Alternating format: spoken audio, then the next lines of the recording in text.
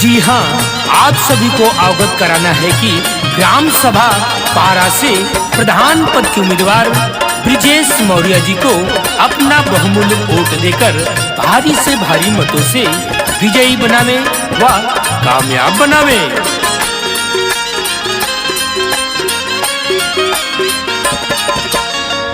गइल नियराई दिन आसो के चुनावा के बिनती हम करतनी सुना लोग गौवा के।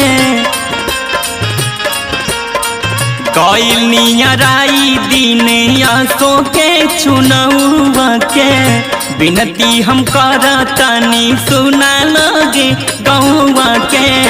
कि अब के बिरजस भैया कि अब के बिरजस जी के जानी तो भुलैया हो मिलके सब लोग जितैया हो। कि अब के बिरजस जी के जानी तो भुलैया हो मिलके सब लोग जितैया हो।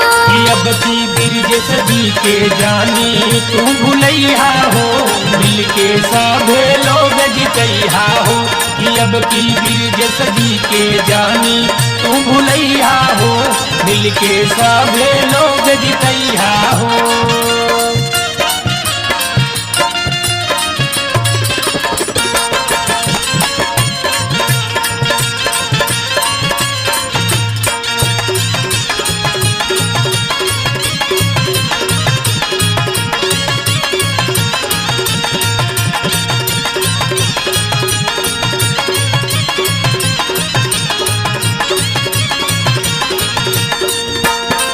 दुखिया गरीबवन के होई उपकार हो। होई उपकार भैया होई उपकार कैले न केहू जवन करिहे बार बार हो।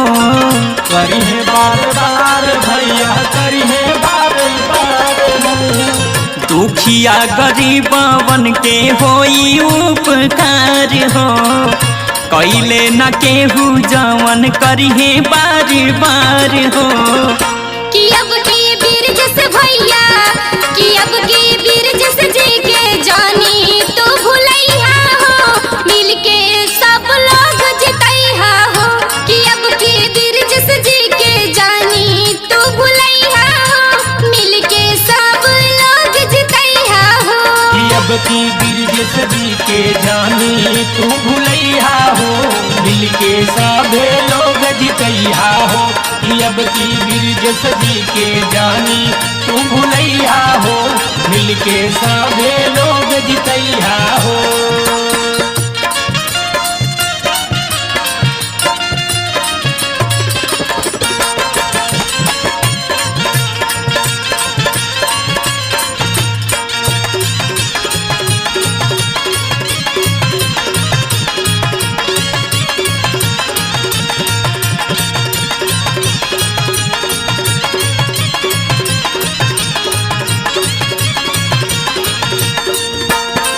सब ही के साथे हर कदम चलिए भैया हो।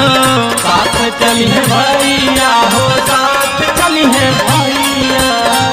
चाचा चाची भैया का परतानी पैया हो। परतानी पैया हो परतानी पैया। सब ही के साथे हर कदम चलिए भैया हो।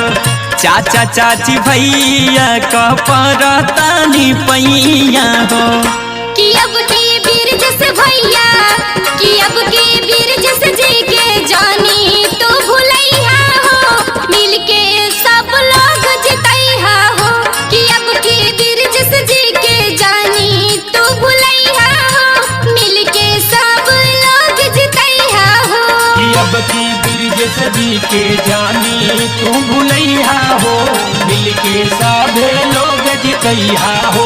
कि अब की ब्रिजेश जी के जानी तू भुलैया हो मिलके सभे लोग जितैया हो।